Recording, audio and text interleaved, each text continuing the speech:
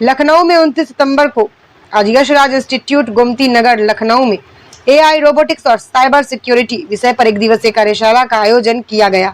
इस कार्यशाला में कंप्यूटर, एआई, रोबोटिक्स और साइबर सिक्योरिटी विषयों पर प्रसिद्ध लेखक एवं विद्वान शशांक जौहरी ने कॉलेज छात्रों को संबोधित किया। श्री जौहरी ने छात्रों को भविष्य की नौकरियों में आर्टिफिशियल इंटेलिजेंस, रोबोटिक्स और साइबर सुरक्षा के बढ़ते महत्व के बारे में जानकारी दी। उन्होंने छात्रों को उपयोगी एआई टूल्स और नई तकनीकों से परिचित कराया। हाँ, ये जो रोबोट लिंक्स इंस्टीट्यूट है, इसका यहाँ गोमती नगर में हम लोगों ने एक ब्रांच खोली है। हेड ऑफिस इसका दिल्ली है। तो इस इंस्टीट्यूट में हम लोग एआई, रोबोटिक्स और साइबर सिक्योरिटी के कोर्सेज ऑफर कर रहे हैं। तो ये कोर्सेज करने के बाद बच्चे जो है डिफरेंट सेक्टर में जा करके एआई एडेड और रोबोटिक्स एडेड जॉब कर पाएंगे। जैसे कि टीचर है तो टीचर के लिए कोर्स है इसमें, ऐसे ही पुलिस में कोई जाना चाहता है तो उसके लिए साइबर सिक्योरिटी का कोर्स है। रोबोट बनाने वाली कंपनियों को भी लोगों की रिक्वायरमेंट है। आजकल ड्रोन बनाने के लिए गवर्नमेंट काफ़ी जो है प्रोग्राम चला रही है। यूपी गवर्नमेंट जो है वो लखनऊ को एआईसीटी बनाने की तैयारी कर रही है। तो यहाँ लखनऊ और उसके आसपास के जो लोग हैं उनको यहीं पे टेक्नोलॉजी की पूरी ट्रेनिंग मिल रही है रोबोट लिंक्स में। तो ये हमारे इंस्टीट्यूट पे स्पेशल है जो हम यहाँ के बच्चों को फैसिलिटी दे रहे हैं। पहले अपना नाम बताइए। मेरा नाम अंकुर सिंह है। आज यहाँ इंस्टीट्यूट में आप लोग को एक वर्कशॉप लगाई है जिसमें साइबर क्राइम की जानकारी आपने क्या सीखी? यहाँ पे साइबर सिक्योरिटी की वर्कशॉप जो दी गई है उसमें हमने सीखा कि साइबर क्राइम्स क्या होते हैं, उससे कैसे बचा जा सकता है और काफ़ी अवेयरनेस सीखने को मिले हमको। क्या क्या बताया गया, किस तरह से आप लोगों को जानकारी दी है? हाँ, यहाँ पे बताया गया कि अगर कोई भी आप साइबर लिंक आती फिशिंग लिंक आती है तो उस पर क्लिक ना करिए। कोई भी एप्लीकेशन यूज कर रहे हैं तो उसको आप सिक्योर तरीके से यूज़ करिए, उस पर मल्टी फैक्टर ऑथेंटिकेशन लगा के यूज़ करिए और कोई भी अवेयरनेस दी जा रही है तो उसको ठीक से समझिए।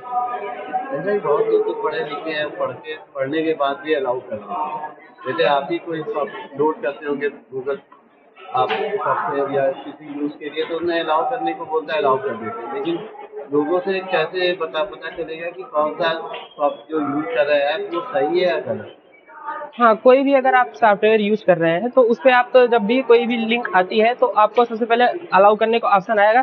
तो उसमें सबसे पहले ही ऑप्शन आता है वो रेड कलर में हो जाता है। जब भी कोई भी मैलिशियस सॉफ्टवेयर होगा तो उस पर रेड कलर का ऑप्शन आ जाएगा कि ये भाई मैलिशियस सॉफ्टवेयर है, तो उसको क्लिक ना करें, उसको डोंट अलाउ करें। वो पहले ही सॉफ्टवेयर बता देता है कि इसको एक्सेस डिलीट ही करिए, तो उसको आप डिलीट कर दीजिए। जैसे कि हम लोग पढ़े लिखे लेकिन जो इंटीरियर में लोग रहते हैं, कम पढ़े लिखे हैं लेकिन मोबाइल यूज़ करते हैं, उनको कैसे जानकारी मिलेगी? हाँ, उनको यही जानकारी मिलेगी कि आप अवेयर रहिए। जो भी कभी भी आपको न्यूज़ में आ रहा है या फिर सोशल मीडिया पे आ रहा है तो उसको बताया जा रहा है कि ये चीज़ें ना करिए, तो आप वो चीज़ें ना करिए। जैसे कि आप किसी भी लिंक पे क्लिक कर दे रहे हैं तो वो चीज़ें ना करिए। अपना नाम बताइए। My name is Zibo Ayemi. I'm from Nagaland. I have come here at Gomti Nagar, Lucknow, at Robot Links to learn about cybersecurity, AI, and robotics. आज आपने यहाँ पे पहले अपना नाम बताइए। Rimsha. आज यहाँ पे इंस्टीट्यूट में साइबर क्राइम और सुरक्षा मोबाइल की वर्कशॉप लगाई है, इसमें क्या आप लोगों ने सीखा? साइबर क्राइम में कैसे लोग बच सकते हैं? सर, साइबर सिक्योरिटी जो भी क्राइम है उससे बचने के लिए सबसे पहले अवेयर होना पड़ेगा। बहुत सारी चीज़ें होती हैं जो व्हाट्सएप पर लिंक्स आ जाते हैं या सोशल मीडिया पे फेक अकाउंट्स के थ्रू हम लोग पास जो मैसेजेस आते हैं, तो पहले तो किसी को जल्दी रिप्लाई नहीं करें। और अगर आप इन केस आप कर रहे हैं तो इमीडिएटली अगर आपसे कोई ऐसे स्कैमर आपसे कोई स्कैम कर रहा है तो हम लोगों को जो सिखाया गया यही है कि इमीडिएटली आप किसी साइबर सेल ऑफिसर से कांटेक्ट करें ताकि आपका जो भी लॉस है एटलीस्ट वो बच जाए, आपको ज़्यादा लॉस हो नहीं। लोगों को कैसे जागरूक करेंगे? लोगों को सर जो आजकल जितने स्कैम चल रहे हैं न्यूज़ के थ्रू लोग इतने ज़्यादा अवेयर हैं। अब पता ही है, सभी को पता है, कोई एजुकेटेड है इधर नहीं है, इससे नहीं कर होता है। बट अगर न्यूज़ के थ्रू लोग न्यूज़ देख रहे हैं, उसके थ्रू लोग खुद अवेयर हो रहे हैं, अपने आप को खुद इतना इंसान बना रहे हैं कि हाँ हमें कोई भी फालतू लिंक पे क्लिक नहीं करना है, कोई भी पीडीएफ डाउनलोड नहीं करनी है। जो भी ईपी की फाइल्स होती हैं उनको ना इंस्टॉल करें ताकि स्कैम से बच सकें।